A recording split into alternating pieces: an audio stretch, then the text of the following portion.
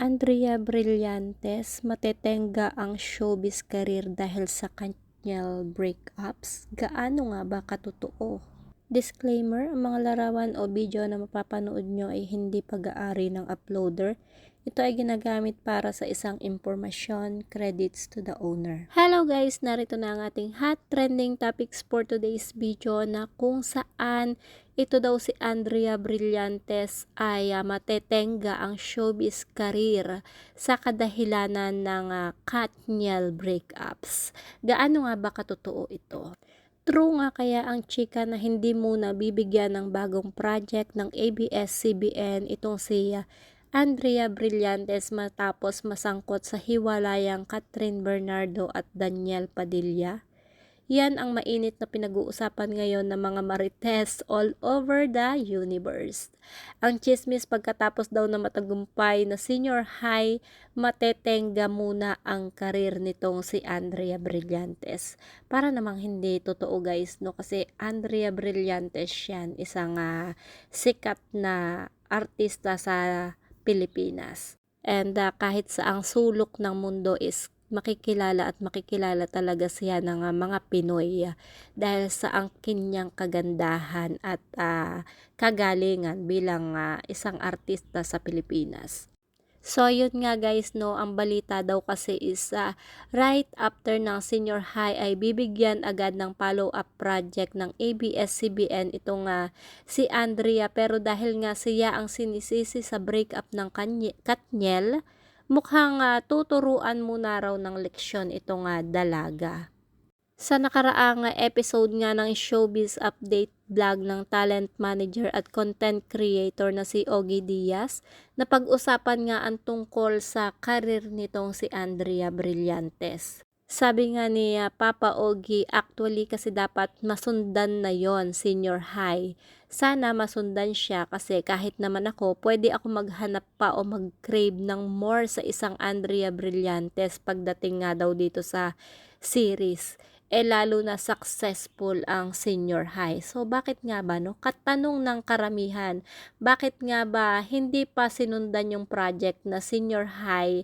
Ganun na mga ito ay isang matagumpay. Ito ay isang successful series.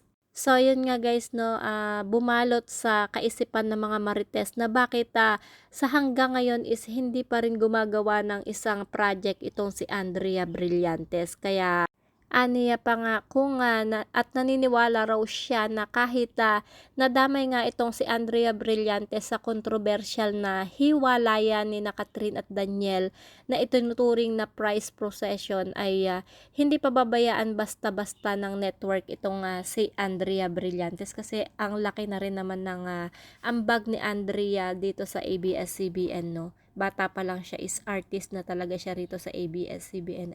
At eto pa nga yung revelasyon ni Papa O na dahil may nakausap nga daw siya sa management ng ABS-CBN na magkakaroon ng sequel ang senior high dahil may Claymore at maganda ang serye, kaya sila ulit ang mga bida. O diba nakakatuwa, sila ulit ang bida rito sa senior high dahil ginawa naman talaga nila yung the best para magustuhan ito ng mga madlang people.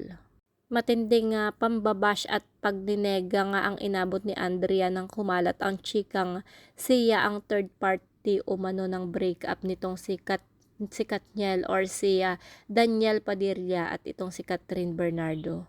Hanggang ngayon nga guys ay wala pa ring diretsahang pagdi-deny o pag-amin na ginagawa ang mga taong involved sa isyong ito, kaya pala isipan pa rin, kaya hindi pa rin talaga matuldok-tuldokan yung isyong Katniel breakups at yung mga sangkot sa isyong ito, hindi pa rin sila mga nagsasalita, kaya yung mga marites, ayan lang yan, mga nagkakagulo pa rin. So that's our chika for today's video guys. Kayo, ano ang inyong reaction or ano ang inyong komento sa napapabalitang matetenga nga daw itong karir nitong si Andrea Brillantes dito sa ABS-CBN at bibigyan daw siya ng leksyon or aral.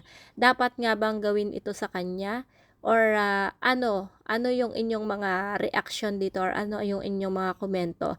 Just comment down below guys at kung hindi pa kayo nakasubscribe sa aking YouTube channel, kindly hit the notification bell, like and share. Maraming salamat sa walang sawang panunood sa aking chika. Kung more updates ang gusto nyo, just click the notification bell para updated kayo always.